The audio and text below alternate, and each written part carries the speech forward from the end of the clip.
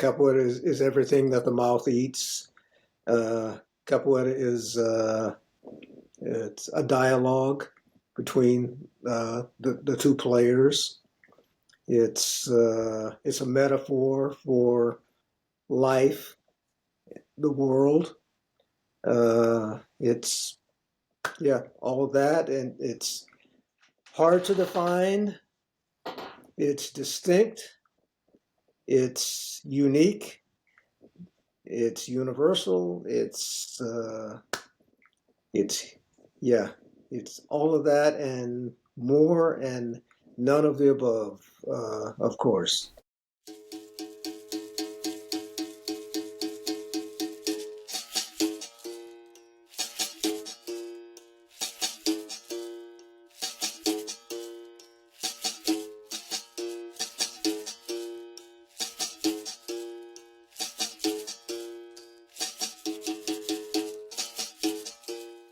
Hello, everyone. Welcome back to the Reflections on Capoeira podcast. My name is Broderick, and today we have a special guest, Mestre Bengala. At least Mestre Bengala is very special to me. He's here in the Bay Area, and I'm going to let him tell his story in just a moment. But I want to remind you all that our objective here on this podcast is to elevate and highlight our elders in the Capoeira community. This particular podcast is primarily for English-speaking audience, but nonetheless, it's for everyone. But I think it's important, not just in capoeira, but in life, to listen to our elders. Not to say that you're going to agree with everything your elders have to say, but I think people who have more life experience, who've done something for a longer period of time, and who've seen a lot of change, there's a lot of wisdom in that, and just in the experience itself. A lot of knowledge, of course, but the wisdom part of that, I think, is really important. And in capoeira, there is a tradition of that in capoeira, where the mestres, the older people in capoeira who've had many years of experience, are held up. And I think it's important for us students of capoeira to metaphorically sit at the feet of our elders and take what we can from their experiences and try to apply it in our lives the best way we can. And again, just to remind you that I know that it's not about agreeing about every detail about it, what everyone says. It's about gleaning the wisdom out of the experience. And I truly believe that Mestre Bengala has a lot of wisdom. He's a very special person for me. But I'm going to let him speak, and I'll say a little more about Mestre Bengala because he's humble. But I want to make sure I highlight in this conversation those parts that he, in his humility, doesn't tend to say a highlight about himself. So I'll be quiet here. So welcome, Mestre Bengala. How are you doing today? Thank you, Roderick. Glad to be here. A little bit, I guess, uh, unsure that I will, live up to the introduction, but we'll see how things go. Willing to accept the compliments. There was a time when I would always brush off anything that someone said good about me, but over the years I've come to realize that uh, that's not helpful, and it's more more useful to listen to what people are saying, and if someone says something good about you, say, okay, I accept that. If somebody says something bad about you, maybe not necessarily embrace it, but at least think about what what spurred that bad comment or that criticism, whatever. So, okay, so a little bit about me.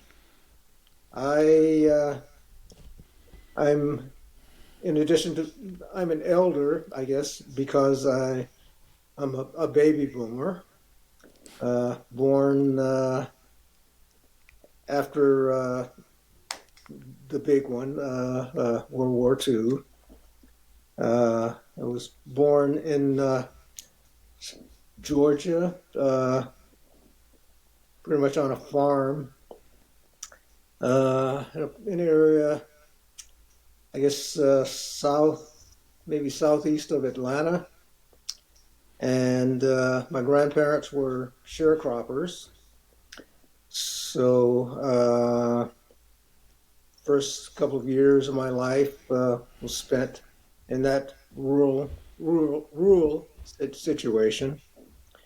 Uh, when I was maybe 3 years old, my mother got a job with the daughter of the woman who owned the farm that my grandparents were living on, and we moved to a small town in I guess northwest Georgia, uh, and she my mother worked as a maid, housekeeper, cook for that family, and at the time in the state, things were segregated. There were separate accommodations for black and white people, and that's how my childhood was spent under those circumstances. I don't really recall any uh, overt racism or discrimination, directed at me. But I do recall, having to ride, in separate compartments on the train, or uh, entering through different doors, going into public spaces, that sort of thing. But I guess around I guess maybe 1959 or so, my mother became ill, and she had to have one of her kidneys removed. And after she recovered, uh, she decided that she wanted to move north to be close to more of her family. And her sister had recently bought a house in Columbus, Ohio. So we moved in with her, and that was quite a change, moving from this small town in Georgia in the early 60s to uh, Columbus, Ohio, which is the capital of the state, and a much larger urban environment. And it was also, because of its location, it wasn't uh, a place where segregation was openly enforced. So I went from going to living in an all black community, attending an all black elementary school, having neighbors who worked at, either they were working class people, a few professionals like doctors and school teachers, school principals, stuff like that, and having examples of all sorts of black people living together, and having a community, to moving to the north, where there was still uh, black people living in community, but it wasn't quite as concentrated.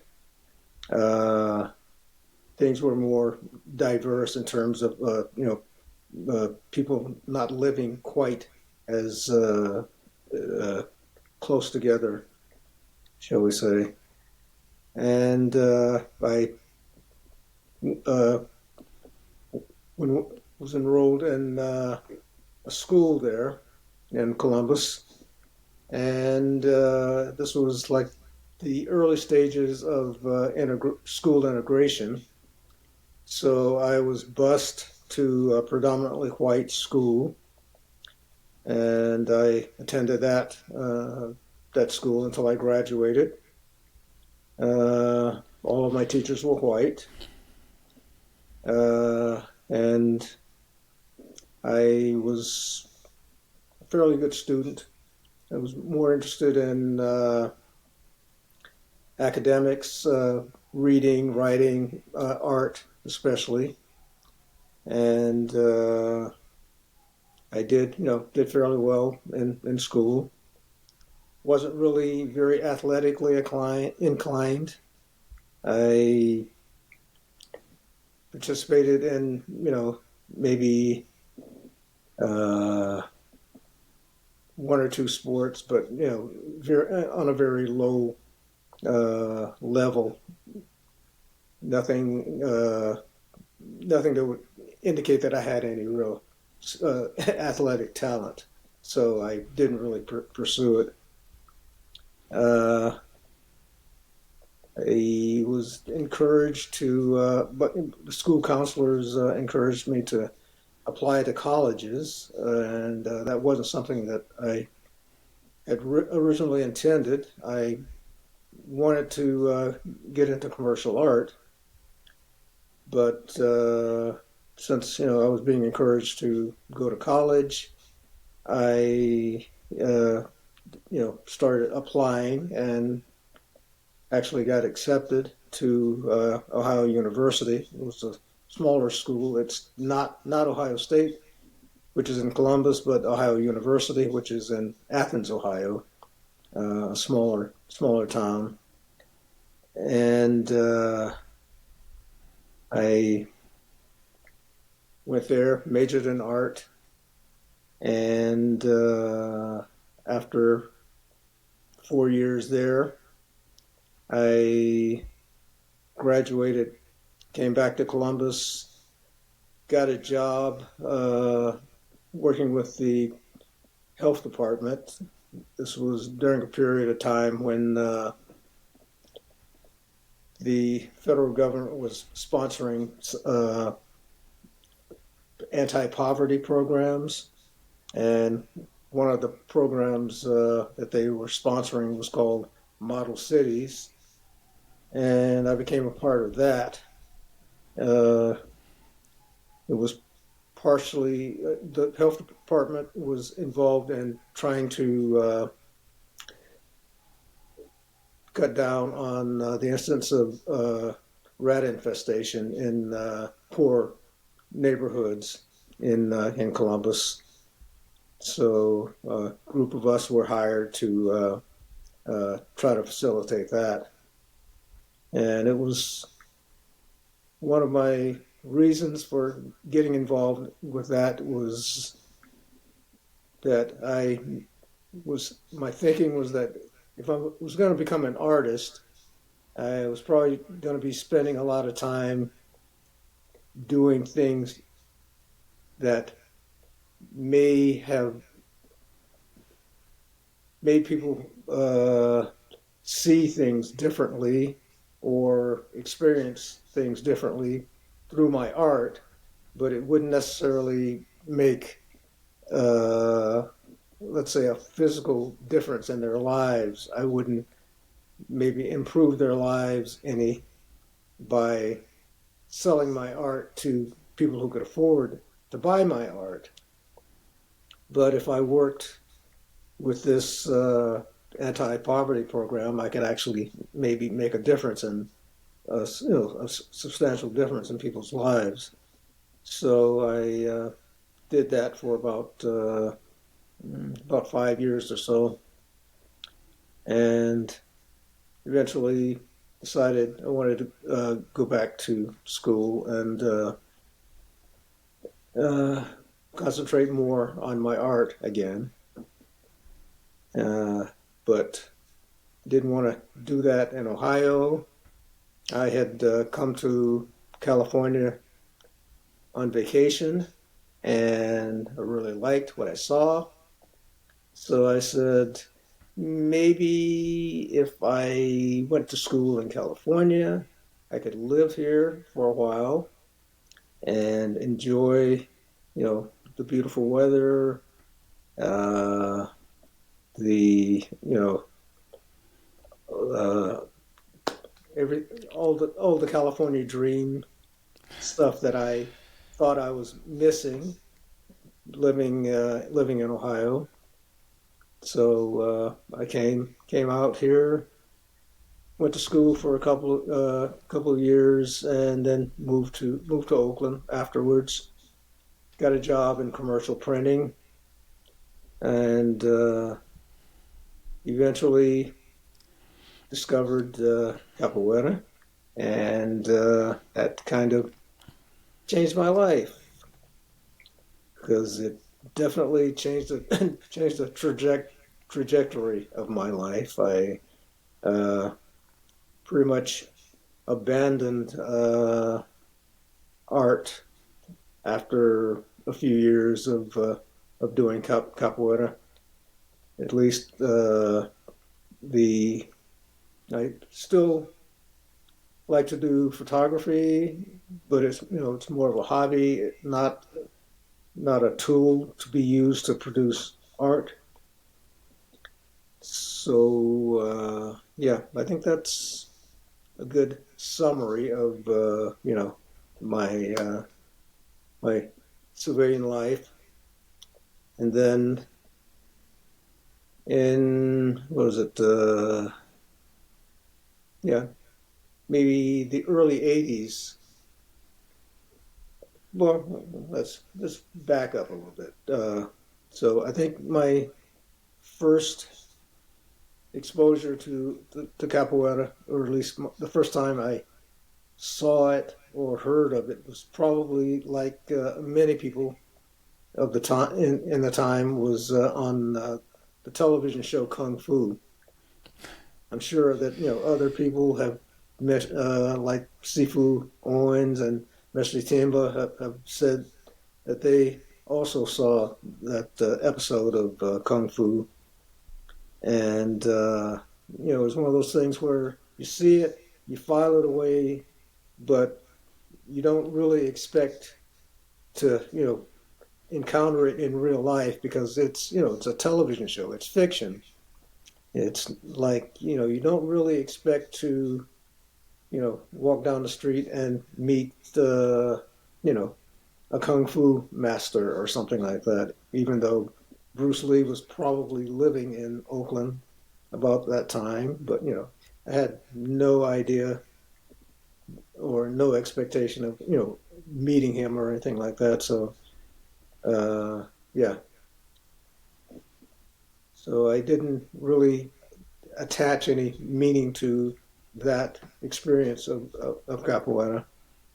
But later on, I guess like in the early '80s, uh, Carnival in San Francisco was getting started, and Carnival has always been a beautiful occasion for photography. And since that was, like I said, one of my hobbies at the time, I started going to Carnival and other Brazilian related events, taking pictures. And at one show that was being put on by a Carnival group, or I should say a samba group called Batucage, they would do capoeira performances uh, during intermission, or while the ladies were changing their costumes in between dance performances. They would have the guys come out and do a little capoeira, and they explained the origins of it, that it was an Afro-Brazilian martial art that was disguised as a dance. And I looked at it and I said, "Nah, this ain't no martial art. I've seen martial arts. This ain't no martial art. This is a dance. These guys are just moving around to the music. They're doing flips. They're spinning on their head. What? Nah, this." So I, kind of dismissed it, and but I did file away the idea that it was something real this time, not just fiction, like what I had thought thought of in the kung fu episode. And eventually, I heard that there was going to be a performance of capoeira at Laney College, and it was going to be, a big deal thing, not just a couple of people, but uh, some mestres, some capoeira masters from Brazil were going to be performing, and so a friend and I went to see it, and it was the most amazing thing that I had ever seen. It was so much more than I had imagined capoeira could be. It was like seeing, Bruce Lee,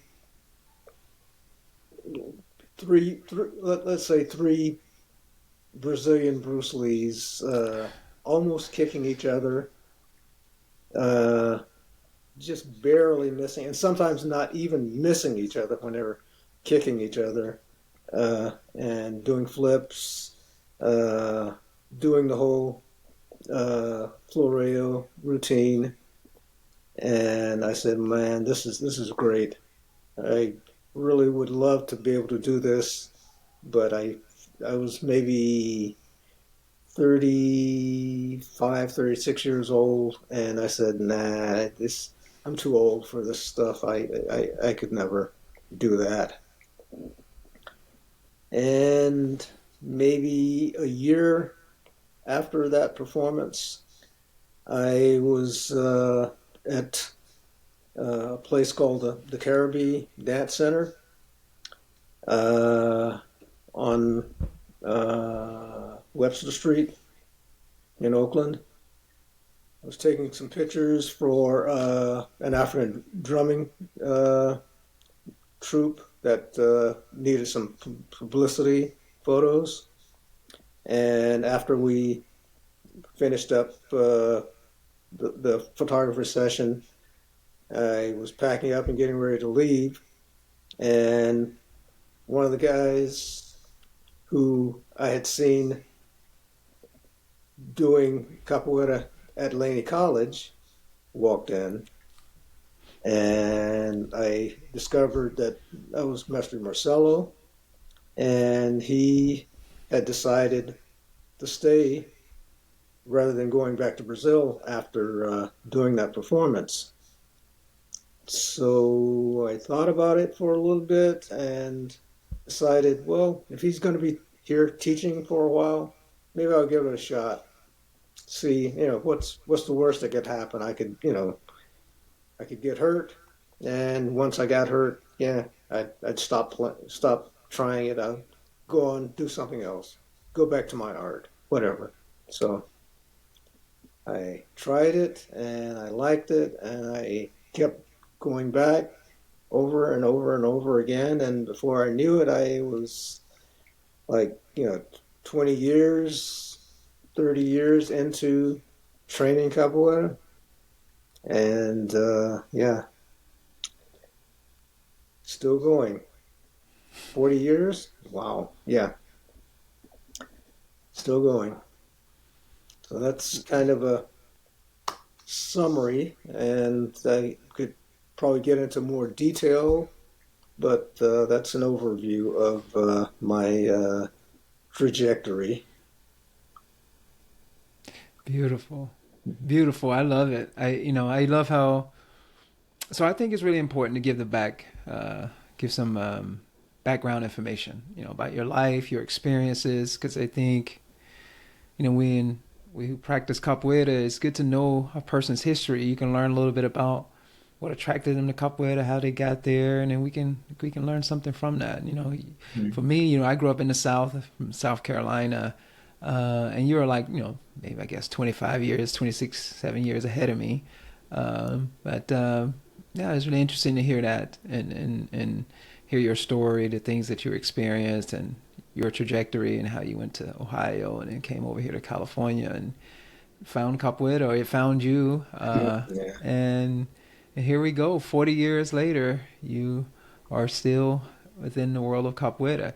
Can you tell us a little bit about some of your historical highlights in your experience in capoeira? Why did you stay with it? 40 years. You started at 35, 36, older body, and you said you were not super athletic before then. Now, why would you stay with it? What was it about it that kept you in it? And can you share some of those stories? Well, I guess one thing is, I like the challenge of it. That it wasn't easy. There were just so many barriers, or let's say obstacles, uh, that you needed to learn to explore, and I guess I kind of like being a student. Uh, it was something that challenged me in a way that other things didn't. One of the I'd say one thing about uh, me as an artist was that I started out as with, let's say, painting, which is a fairly direct medium, but eventually I got into printmaking, which is a little bit less direct, because there's an intermediate step of having to make, uh, let's say, a template of some kind in order to produce the final product. So there are stages that you have to go through. You have to learn how to do different things, like how to, if you're going to do silk screening, you have to learn how to uh, put the silk onto a frame, uh, staple it down. You have to learn how to put the stencil on it that will block out the ink in a pattern that you want to go on. You have to learn how to mix the colors. There's so it's a very involved process, and I guess there's a parallel with capoeira as well. That there are different things that you have to go through in order to reach your goal of having a good game, of having uh, a good a, let's say a good dialogue, good relationship with the person that you're playing with. You have to establish uh, certain uh, uh, how should I put it? You have to go through there's a learning process that you have to go through, and you have to practice in order to improve your skills, so that eventually you'll be able to let go and improvise movement.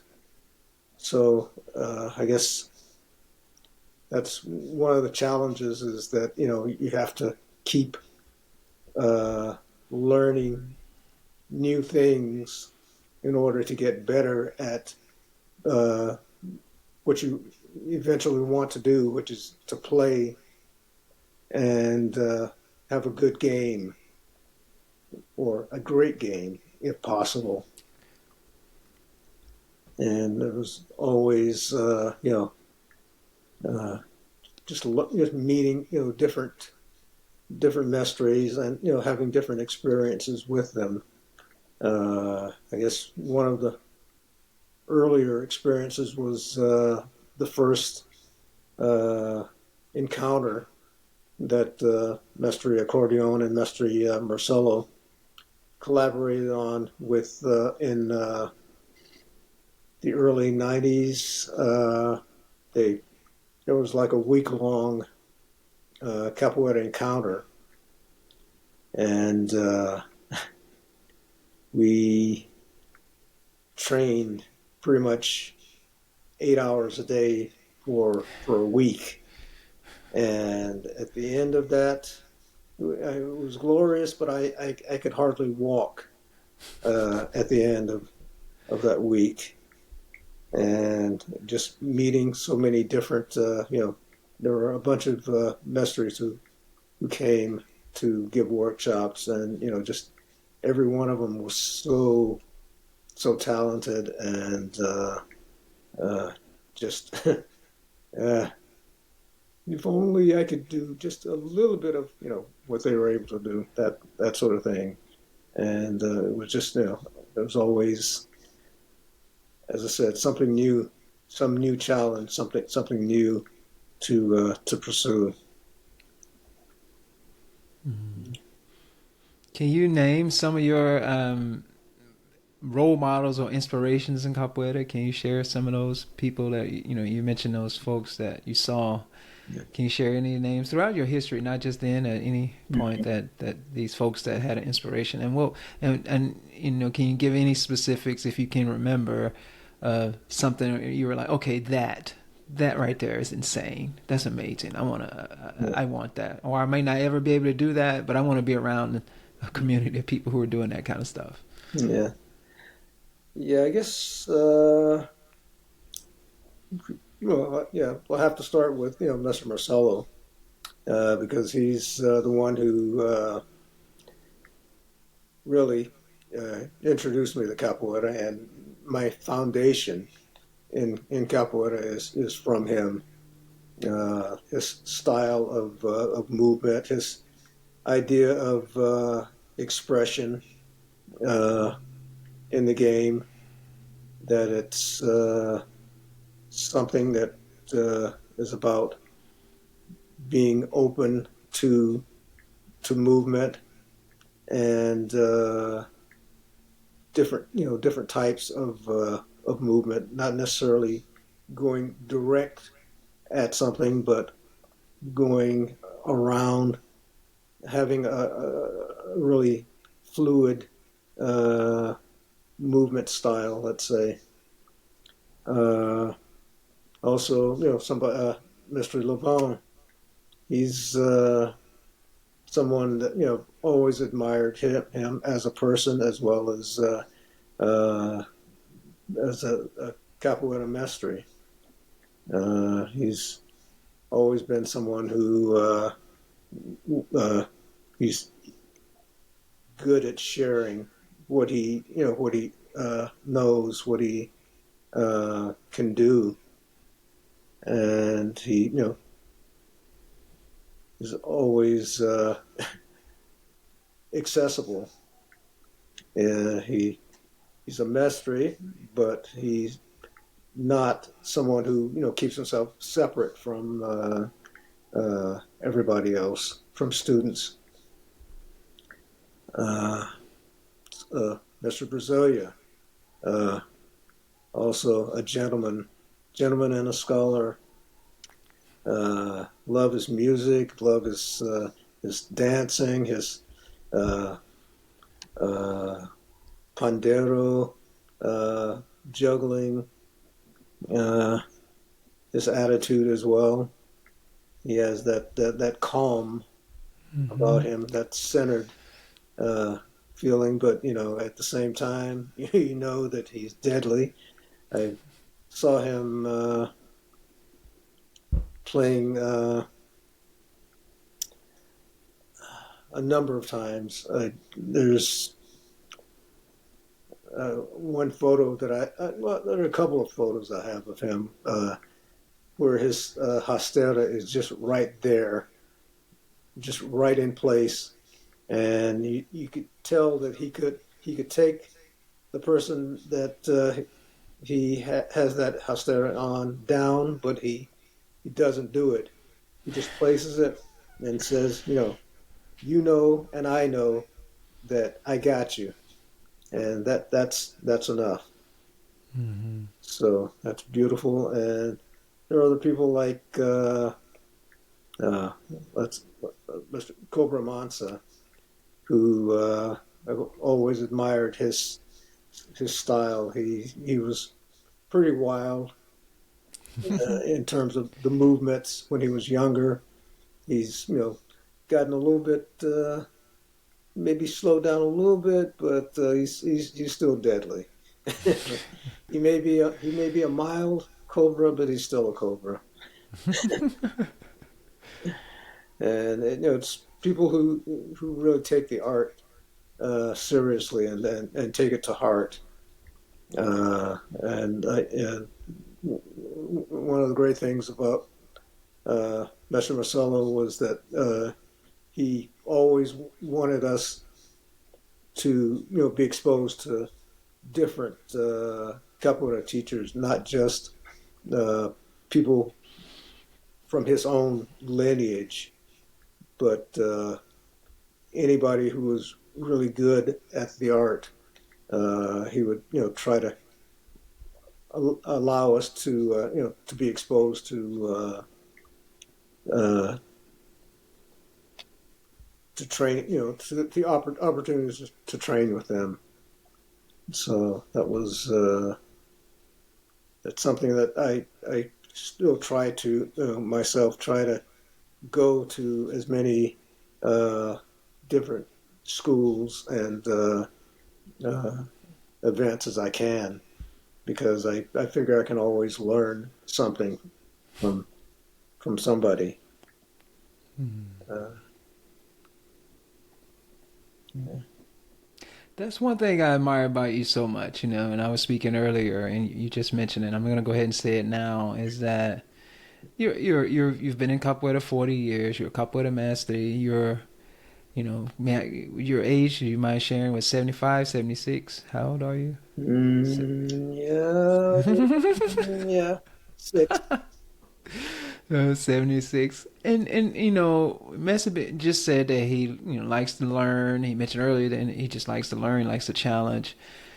But this is something I think when I was speaking of humility, and something that I really love about you, and you inspire me so much. I want that. I love that humility. I want that. And you're an inspiration for me. And you go to classes, you continue to learn, you continue to do workshops, you take classes for people who are half your age in life and in capoeira, even younger. You go to, humbly go to events, you go to a roda, you don't try to, there's an energy in capoeira. I'm not gonna say too much about it. We don't have to go there, but there's an energy. There's a lot of ego in the world of capoeira, and you just don't exemplify that. And I respect you so much for that. You come to all the various forms of capoeira, expressions of capoeira, capoeira Angola, contemporânea, regional, all of these different expressions of capoeira. You go, you're taking the class. You're not just sitting in on the side, but you're taking the class. You're doing the movements. You're doing everything. Your music. You ask questions. Even when I feel like you have perspective on that question, you still ask a question just to see if you can get a perspective out of someone else. I just think that that is very inspiring for me. I don't want to be the person that walks in the room with my chest all poked out.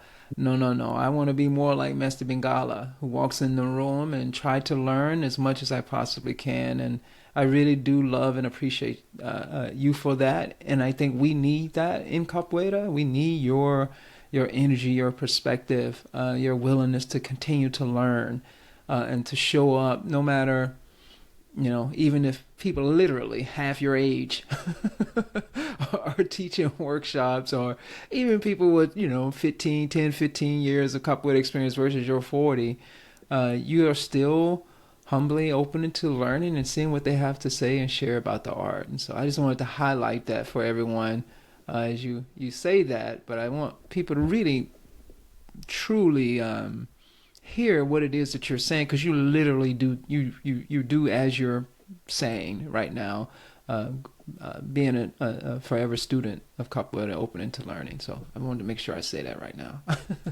Thank you. I appreciate that. So what's the order? How should I ask this? I'll ask this first, and then I'll ask the other question. I know it's generally hard for people to answer. But what has capoeira taught you about life, or what impact has capoeira had on your life? Hmm. Yeah, well, it's as I said earlier, it's certainly has changed my life. I was pretty much on a trajectory to pursue an art career, and even though at one point I decided that I at best would only be a mediocre artist. I didn't uh, I did continue to to use my artistic talent in my work in commercial printing. So I still got some satisfaction of of being able to use that talent. But with capoeira, I I guess it allowed me to unlock uh, different aspects of my personality because, like I said, it's such a challenge that you can't necessarily just do it you know 1 hour a week and get better at it. You have to kind of immerse yourself into it in order to to improve.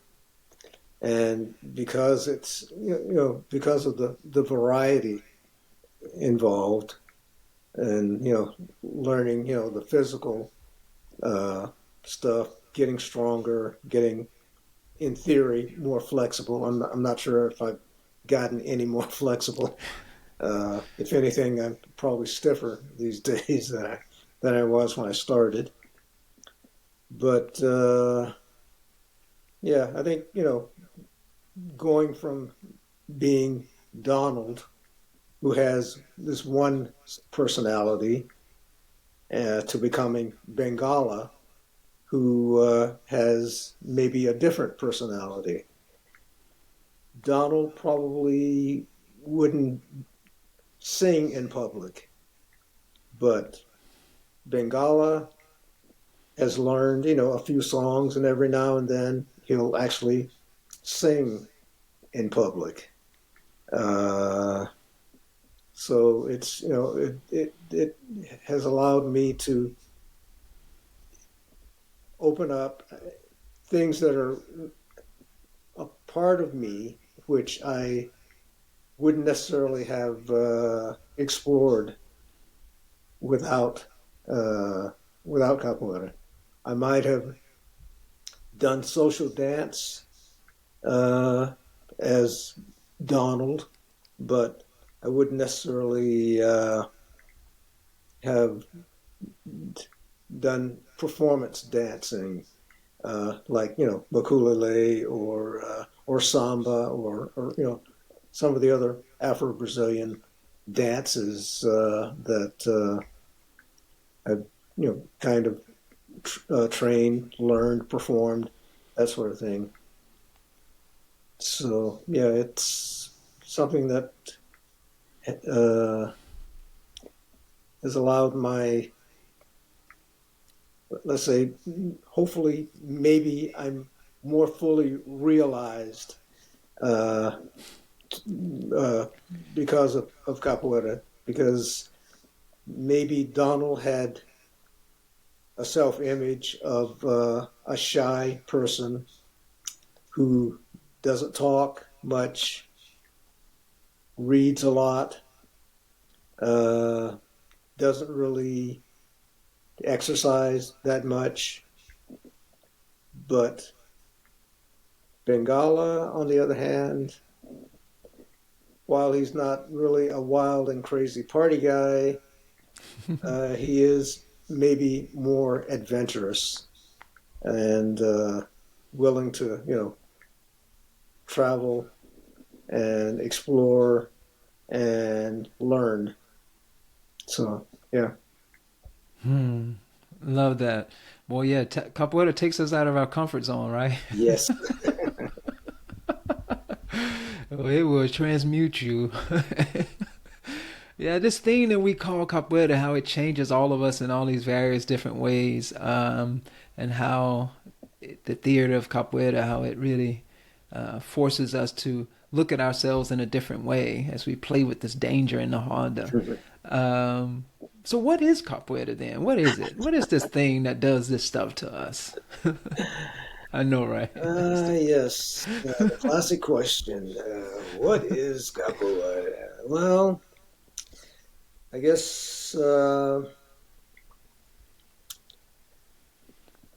we could go with, like some of the classic definitions, which are classic because, they kind of work. The capoeira is everything that the mouth eats. Capoeira is it's a dialogue between the two players. It's a metaphor for life, the world. It's yeah, all of that, and it's hard to define. It's distinct. It's unique. It's universal. It's yeah, it's all of that and more, and none of the above, of course. So yeah, that's my non-definition of capoeira because it's something that refuses to be defined and limited. So I'm not going to try to put it in a box. I'm just going to throw some ideas out there, and if some of them land in the box, then that's good. You can take those home and play with them. Love it. Yes, I love that. Yeah. Can't put capoeira in a box. No matter how hard we try, it Yeah, just will not. you can play with it in a circle, but you can't put it in a box. No. So what makes capoeira so special? What is it that makes it so special? It makes a person 36 years old, Donald, relatively shy, not super athletic, and to become Bengala. That's something special going on with this thing that we can't really define and put in a box. What is it about it that makes it so special? Uh, I think it. I think for well, for me, I think that it,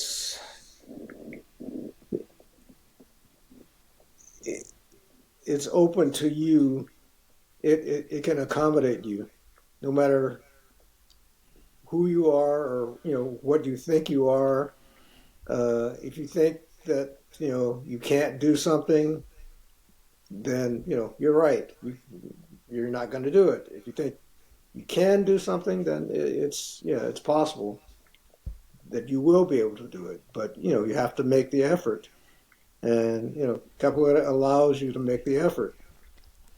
It uh, it's definitely challenging, but it's kind of an open system in terms of people can add things to it, and if what they add is valid, it'll stay. But if what they add isn't valid, then it'll go away. It won't last. Capoeira started out probably as a fight or a self defense or some sort of uh, physical struggle, but over the years it's evolved. It's uh, maybe it's kind of a sport, but it's not really a sport. It can be excuse me, it can be sportified, but it's not really a sport. But it's welcoming. There's a sense of community about it. There's support. That was one of the things that I eventually, it's I've done capoeira for years and years and years, and a lot of it was unconscious. I wasn't thinking about it, about why am I doing this? What am I getting out of this? It was just it was just something good was happening, and I was enjoying what was happening. But eventually, I did come to the realization that yeah, there's a community about capoeira, and that we support each other. One of my memories from I guess it was from the when I graduated as a mestre was seeing other mestres in the bateria, mestre accordion and mestre itabara, uh, while I was trying to sing a ladainha and forgetting half the words, but looking at them and knowing that they were there for me and supporting me and wanting me to succeed, and knowing that you know that's the kind of community that capoeira has. It's filled with people who want you to be able to learn how to do the movements, to learn the words to the songs, to learn the history of the people who created this art. So there's that aspect of it that most of the good people in capoeira want everybody who trains it, who practices it, to succeed, to be better, and to represent the art at a really really good level. Not necessarily that everybody who trains it will go on to become a teacher or a mestre or anything like that, but that even if you're a kid learning how to do a cartwheel, you know we want you to be able to do the best cartwheel that you can do, that sort of thing. So yeah, I guess that's one of the things that keeps me in the game. That I know that there are people who want me to get better, as well as my wanting to teach, to help other people to get better at anything, whatever they want to achieve their goals. Mm. Hmm. I love it. That supportive community, it does make capoeira pretty special. And all of the challenges, the stuff that that you were saying earlier, that you know you can't define it, but all these different things that capoeira creates for us in our lives, and all those challenges, constantly learning, and then you have this supporting community that can help facilitate your growth and as a person. So speaking of which, how has your um, perspective on capoeira evolved or developed over time? Mm. Yeah, I guess I started out thinking of it, mainly, physical, in physical terms, that it's an embodied art, that it's about movement, it's about uh, kicking and spinning and uh, you know uh, walking on your hands or whatever, imitating animal movements, that sort of thing. But I guess the more time you spend with it, the more other aspects of it you learn in terms of especially the history of the people, in terms of the uh, the origins, and whether it's an African art, an Afro-Brazilian art, a Brazilian art, that discussion. Uh, there's also, I guess I've gone. People have gone back and forth over that territory, and yeah, my attitudes are that it's maybe maybe a tool, maybe it's a gift. It's more than just the physical game, and it's a metaphor as well, in terms of the kinds of challenges that you face in the Horda or in training. Uh, do you give up? Do you walk away? Do you keep going? Do you find a way to negotiate uh, so that you're succeeding, or at least having the kind of relationship that you want to have? So yeah, I guess things become less about just the game, the movements, the game. The physical is still very much a part of everything, but it's not it's not as dominant as when I first started it. So yeah, I guess my attitudes are that it's again it's a tool that can be used, let's say, for for social change, for people to engage with one another. The uh, talks about these days of social isolation. This is Mm. it's a tool that could be used to alleviate some of that.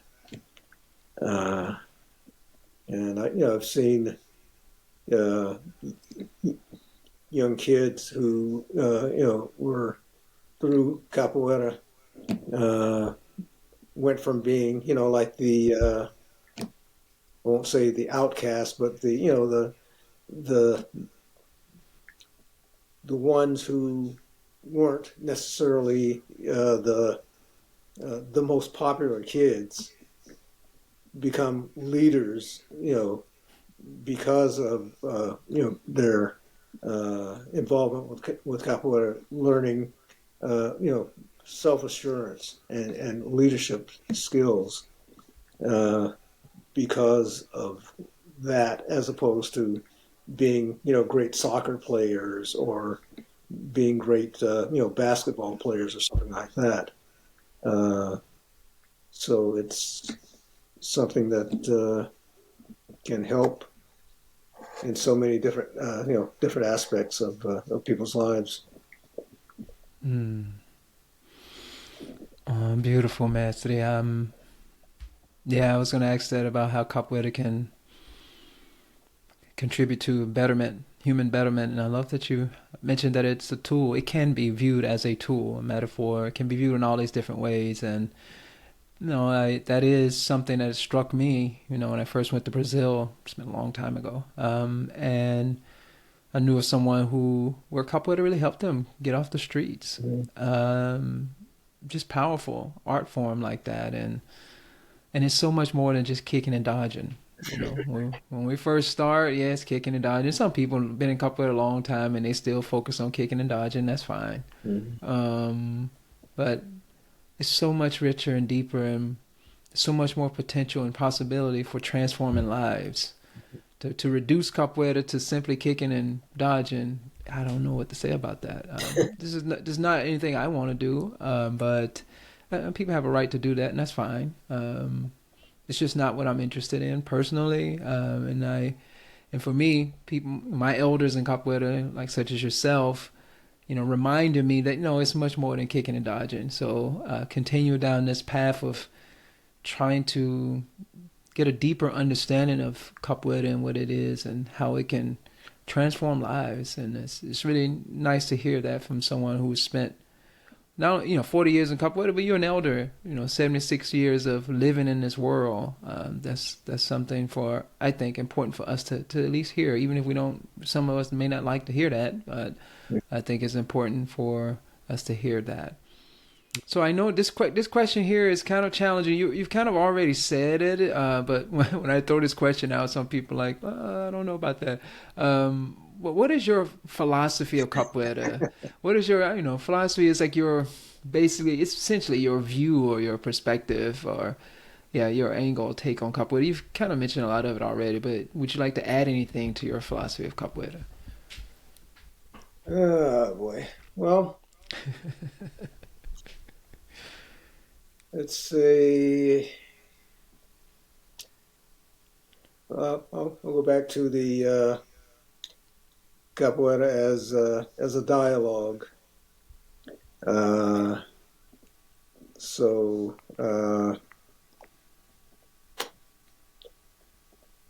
I am generally a person who uh, believes in the so-called golden rule of do unto others as you would have them do unto you. So I generally want my engagement with capoeira to be uh, a positive experience for both myself and the person that I'm playing with.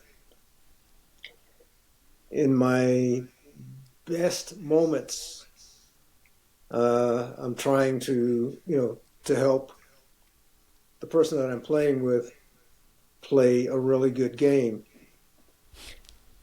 and that doesn't always happen. Sometimes I get caught up in my own stuff, and it's all about how how can I trick this person? How can I catch them?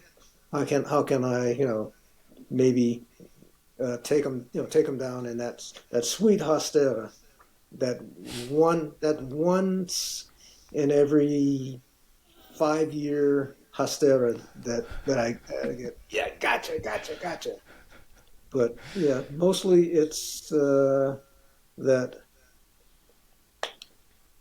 I want to have a good conversation, a good dialogue with the person that I'm playing with, and hopefully we can complement each other in in our dialogue and support each other. It's part of it is having the experience to see. Hopefully, well, one thing about capoeira is sometimes you can learn as much by watching as you can by playing. And if you watch closely enough, you can sometimes see the movement patterns that people have. And with some people, you use your observations to set up a trap for them. But in other circumstances, you use your observations to say, okay, I know that he or she is likely to do this if I do that, but uh, how can I uh, how can not provoke, but invite him or her to do this beautiful thing that I know that they're capable of doing, something like that. And so maybe like I said, in my in my best moments, that's something that I'm striving for to try to invite the person I'm playing with to do something beautiful, maybe something unexpected. So yeah, and maybe to Beautiful. be able to do something unexpected myself. Yeah. Beautiful. That's the magic of capoeira, huh? You don't know what's going to happen. I love that. Do something unexpected of ourselves when we're playing. Mm-hmm. I love that. Allowing inviting the other person to do something beautiful. What you're saying here is not about competition. Mm-hmm. It's much more cooperative, and it doesn't have to take away the challenge that we're creating capoeira dialogue, but the that cooperative, collaborative aspect of capoeira that can be so beautiful. It doesn't have to be combative, and I got to win. I got to beat this other person out, and it's you're not gonna get any points in capoeira. I don't know. I don't really see the point. But maybe sometimes when you're younger, you want to boost up your ego, and sometimes that never lets go. Some people keep that for the rest of their lives. But I love that vision, that perspective. Um, so you're teaching capoeira. You've been in it for 40 years. Now, again, words are not perfect. I'm gonna say these words, but kind of take them how you go. So, but when I say this, okay, I'll just ask, what is your vision for capoeira? What are your hopes and dreams for capoeira? What do you want to see of capoeira? Someone who's been in 40 years, you're 76 years old, you're at this phase of your life, and what do you offer to us younger folks in capoeira? What would you like to see in capoeira? Well, I think right now or at least here in the Bay Area, I think we're excuse me. I think right now here in the Bay Area, we're in a very good place with the capoeira community. Uh, there are a lot of young teachers, like yourself, who are doing very good work with capoeira, and I guess my hopes, my uh, I would say that I will. Sorry, I would hope that the communication that is happening between groups, the collaborations that are happening among teachers continues. That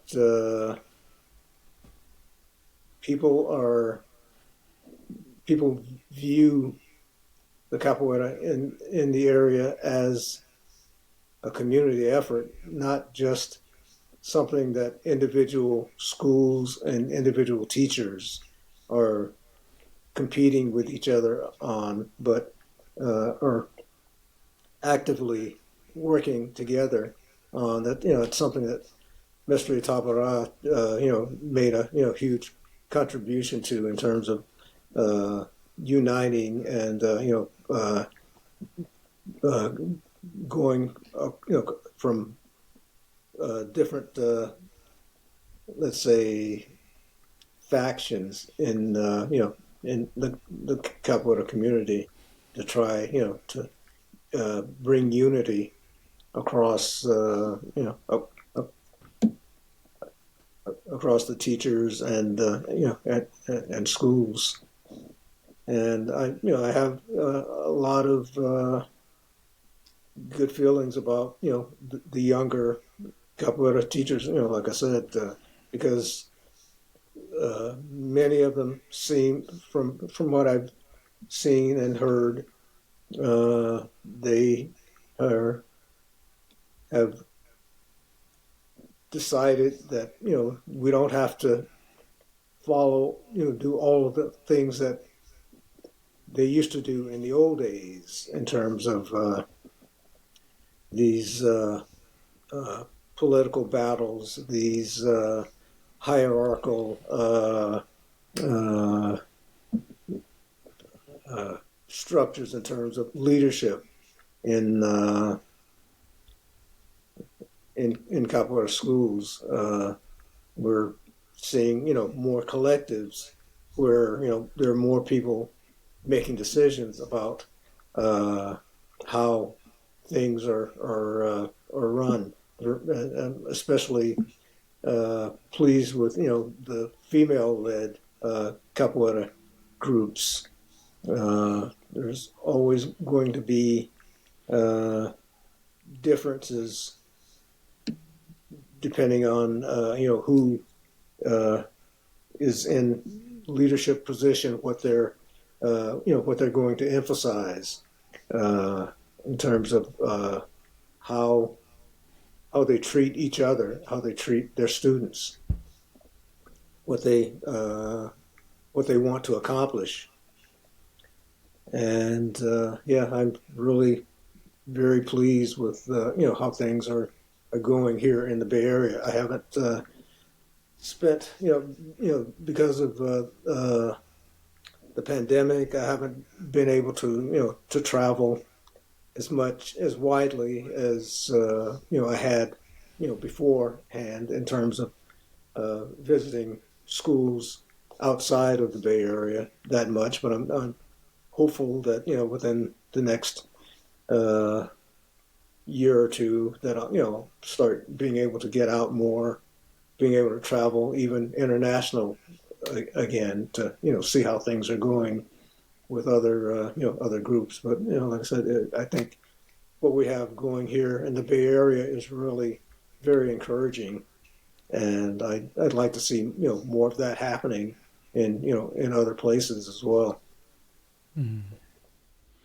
Beautiful. I love that too. Thank you. I think yes, Mestre Tabora, who we interviewed earlier, the first person I interviewed here for this podcast was very adamant about that, and I think it's important for us to hear that capoeistas who are listening to this, the value and importance of that.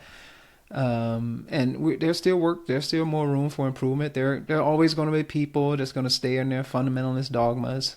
It's almost nothing you can do about it. And but those of us who are just trying to follow what you're saying, what you were saying, Mesty, top what I was saying. Well, for me, you're saying it, but I see you do it.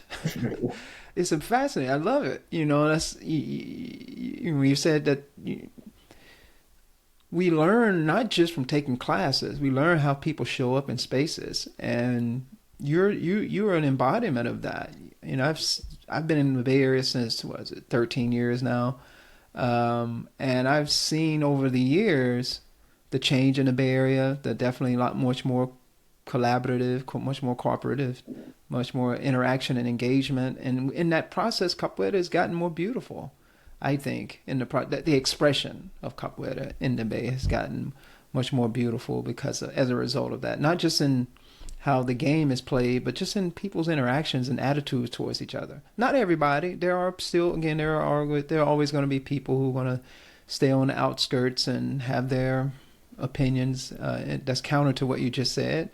But I think the overwhelmingly majority of the people here in capoeira, particularly in capoeira contemporânea, are on board with that notion of, hey, let's be together, let's interact with each other across all of these various schools and differences, and I think it's a model for life. It's a model for the world to be able to do that. Can't talk all this social justice stuff if you can't get along with someone who does a different form of capoeira, a different expression of capoeira. I'm like, wow, yeah, that's a contradiction. You can't even the art form that we're all a part of. You can't even have a conversation with someone interact with them and in a cooperative fashion. How are we going to do that out in society outside of the walls of capoeira? So Mm-hmm. really, really awesome to hear that. All right, I have a few more questions here for you. Let me see.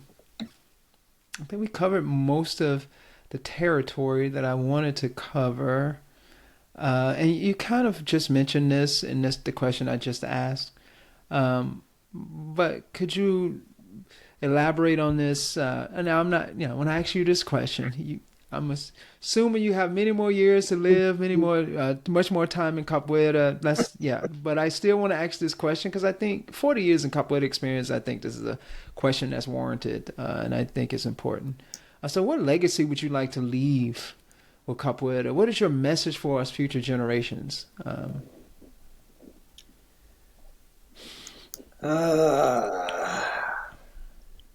No, it's a big question. well, can't say I've given much thought to a legacy.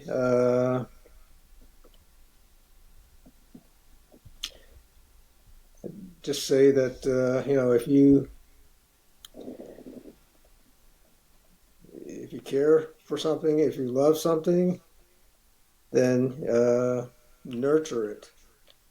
Uh, if you if you have plants that you want to bear fruit or to flower, you got to fertilize them. You got to water them. You got to occasionally take out the weeds. So I guess we could, just say, again, if you care about capoeira, if you love it, then nurture it. Help it to help it to grow. Help it to become self-sufficient. I don't know. It's already self-sufficient. Mm-hmm. I think we need capoeira more than it needs us. Mm-hmm. But that doesn't mean that we can't help it, and that we can't, let's say, shape its form. Can decide that we want it to be a healthy, functioning, growing entity, and we have to put our love, our support, our participation be active, as much as possible in making, making it a healthy, ongoing uh, enterprise. Enterprise? Bad word. But anyway, I understand. I feel you. We can't put words to it. No word is perfect enough for capoeira. Even capoeira. It really just points to this thing that I know Mestre Timba said here is a magic entity. It just is what it is. And Mestre Itabora is something sacred. And I think what you're saying is very similar to that be a caretaker of capoeira if you're going to participate in it. And yes, you want to see it thrive. You want to see it beautiful. You want to see it doing good in the world. And I'm assuming based on the things that you've said earlier about that capoeira. Yeah, it's something awesome. I love it too. I mean, I'm doing this podcast so that I can have conversations with folks such as yourself and learn and smile. I mean, I get a lot of joy out of doing this and hearing you all your take on this. Is I think it's extremely important for us to listen again, to metaphorically sit at your feet and listen to our elders. Again, we're not going to agree on everything. That's not the point. You're not going to agree on everything with anybody. So let's just let that go. But we can still listen and learn from another person and interpret it and play with and wrestle with the ideas that a person has shared with us. And for folks like you, 40 years of capoeiras, that's a long time. That's a long time. I'm 50 years old and 40 years is a long time. Just in capoeira, and then 76 years of just life experiences and coming from the South and moving out here in the Bay Area. It's seen a lot of change in the world. And I think it's important to hear the wisdom that comes out of you. Do you have any final words that you would like to share with the audience before we sign off here? well, just like to again thank you for this opportunity. It's not not something that I had ever considered that myself deserving of this sort of spotlight. But I accept and I appreciate the the opportunity to be here. And yeah, again, and thank you for for doing this work of interview archiving, and hopefully as continue to go forward, there'll be interest in the history of some of our uh, capoeira elders, the lives that they have lived, the contributions that they've made, that sort of thing. And I'm looking forward to future interviews that you'll be doing. Really appreciate that. I Yeah. So thank you again. Thank you. You see how awesome Mestre Bengala is. I love it. You're just the humble, the humility, and this desire to. Humility is a good thing, folks. It's a virtue. I won't go into a whole discussion, a philosophical virtue on why humility is an important virtue. That can escape us at times. But I want to say before we sign out that I really appreciate you and just what you just said.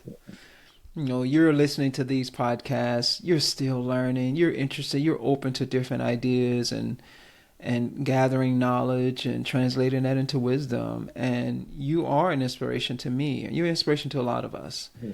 And you are deserving to be here and to share your experiences, to share your wisdom.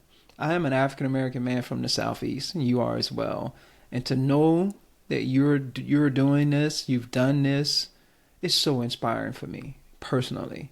And the way that you do it, the way that you show up is very inspiring for me. It's easy to walk around with my chest all poked out. I don't want to be that way.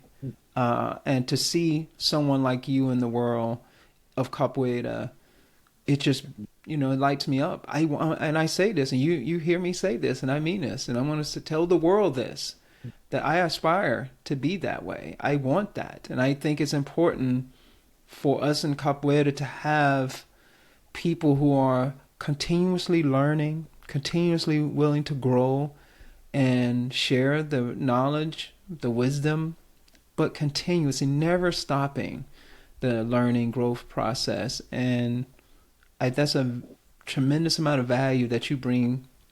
And this is my personal opinion, but a tremendous amount of value that you bring to the capoeira community. And you're a legend. And you will be remembered for more than just that, but you're definitely going to be remembered for that.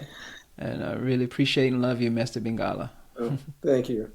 Appreciate that, Roger.